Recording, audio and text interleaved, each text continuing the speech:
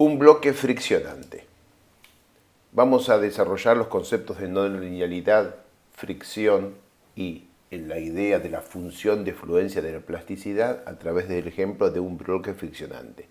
Tenemos ahí un bloque sobre una superficie horizontal y el bloque está sometido a una fuerza vertical, N, que podría ser representando parcialmente su peso o una fuerza exterior, y una fuerza horizontal, T. Lo que procuramos es desarrollar un conjunto de fórmulas que permiten determinar cuándo se mueve el bloque, eso va a ser luego generalizado a la función de fluencia, para dónde se mueve el bloque, lo que va a ser luego generalizado a la regla de flujo, y cuánta energía hay que gastar para que el bloque se mueva. Y eso lo vamos a después generalizar al concepto de disipación plástica. Entonces empecemos con un ejercicio. Tenemos el bloque sobre la mesa, tenemos una fuerza N y ponemos una fuerza horizontal T en una cierta dirección y la vamos aumentando progresivamente hasta que el bloque se mueve. Entonces imaginamos en este gráfico, esta es la fuerza N que llega hasta aquí, paralela a esta, para que acá abajo, y esta es la fuerza T en una cierta dirección. Y para ese valor de T, el bloque se mueve. Después ponemos esa misma fuerza T, la aplicamos en cualquier otra dirección, por ejemplo en esta otra dirección, que podría ser una dirección aquí medio diagonal que vaya por aquí, el bloque se movería cuando la fuerza alcanza este valor. Comprobamos que la magnitud de la fuerza T aquí y aquí son iguales. Después aumentamos el valor de N hasta este cierto valor, repetimos el ejercicio y vemos que la fuerza T crece en ambos casos. Y con estos resultados experimentales podemos escribir esta forma matemática, esta fórmula, que es una función implícita, f, que quiere decir que cuando el módulo de la fuerza T es igual al coeficiente de fricción por n, el bloque se mueve. Y se pone de forma implícita, módulo de fuerza T menos coeficiente de fricción por n igual 0. Entonces, si f es menor que 0, no se cumple la condición, el bloque no se mueve. Si f es igual a 0, el bloque se mueve. Ahora, veamos para dónde se mueve. En el mismo ejercicio repetimos el ejercicio exactamente igual y entonces lo que hacemos es aplicamos la fuerza T en una cierta dirección y comprobamos que el bloque se mueve en la dirección de la fuerza T. Cambiamos la dirección de la fuerza T y comprobamos que el bloque se vuelve a mover en la dirección de la fuerza T. Aumentamos el valor de la fuerza N, o sea, aumentamos esta fuerza y comprobamos que la fuerza que hay que hacer es mayor, es cierto, pero el bloque se sigue moviendo en la misma dirección que antes. Entonces, lo que necesitamos ahora es una función cuya derivada nos diga para dónde se mueve el bloque.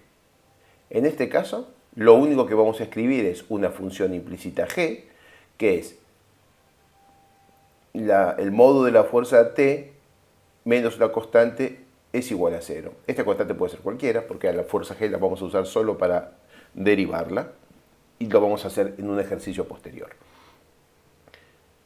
En esta función están Tx y Ti, que son las componentes x e y, x horizontal y vertical de la fuerza T, pero no está Tz, la componente vertical, o lo que sería n. No está n porque cuando nosotros hacemos la aplicación de esta fuerza T y el bloque se mueve, el bloque no se despega de la mesa. Veámoslo aquí. Nosotros tenemos la función f, t sub x al cuadrado más t sub y al cuadrado. Todo este es el módulo de la fuerza T menos mu por n, que ya sabemos por qué es un cono. Es un cono porque a medida que aumentamos la fuerza n que va en el eje del cono, es más grande la fuerza T que tenemos que hacer. Pero tenemos una función g que tiene esta otra expresión. ¿Y por qué lo hacemos? Porque vamos a usar estas fórmulas para decir para dónde se mueve el bloque. Y en el caso particular de la fuerza g, no la usamos a ella, sino a su derivada en el espacio. Algo difícil de escribir, pero fácil de dibujar.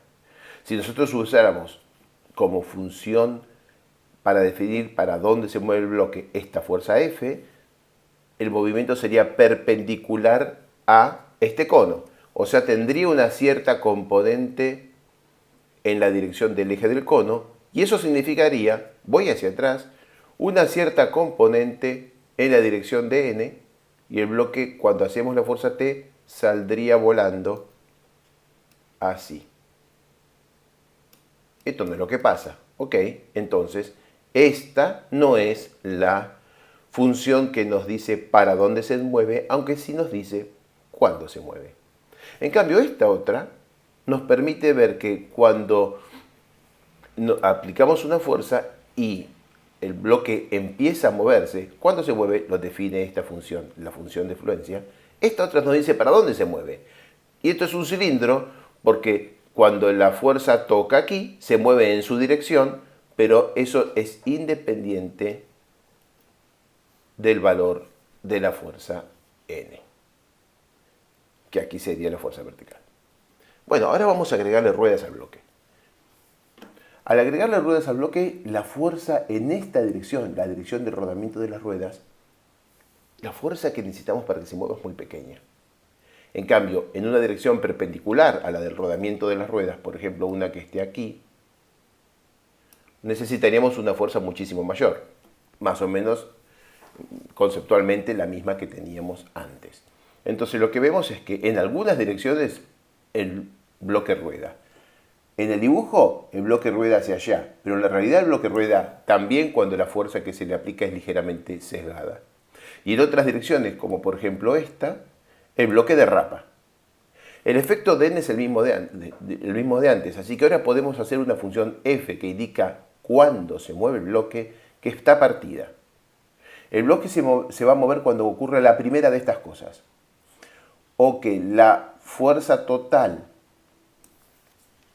tenga un módulo tal que el bloque derrape, o que la componente en la dirección X de la fuerza tenga un módulo tal que el bloque ruede. Lo que primero ocurra va a ser el movimiento del bloque, o que derrape o que ruede. Ahora veamos para dónde se va a mover. Y aquí otra vez vamos a tener una función partida, porque pueden pasar dos cosas, o que derrape o que ruede. Si derrapa es igual que antes, alcanzada esta fuerza, el bloque se mueve en la dirección de la fuerza. Es lo que pasaría si yo hago fuerza en esta dirección perpendicular al plano del dibujo. Pero en el caso del rodamiento pasa otra cosa más compleja e interesante. Si yo aplico esta fuerza que está aquí y el bloque empieza a mover, va a moverse en la dirección del rodamiento. Noten que la fuerza T que produce el rodamiento no es paralela a la dirección del movimiento. Y ustedes lo pueden ver intuitivamente. Ustedes pueden ponerse atrás de un auto que no arranca y empezar a hacer fuerza, y aunque no hagan fuerza exactamente en la dirección de movimiento, que hagan fuerza un poquito de costado, el auto se va a mover, si se mueve solamente en la dirección de sus ruedas. Bien, eso nos deja estas funciones de fluencia y de potencial plástico. Tenemos lo que antes era un cono que daba toda esta vuelta aquí y toda esta vuelta aquí, ahora está truncado y tenemos sobre esta cara la función que indica que el bloque derrapa en esas direcciones.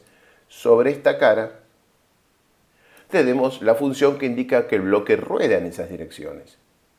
Para esta función de influencia, este es el potencial plástico. Entonces, si yo aplico una fuerza en esta dirección, el bloque va a rodar.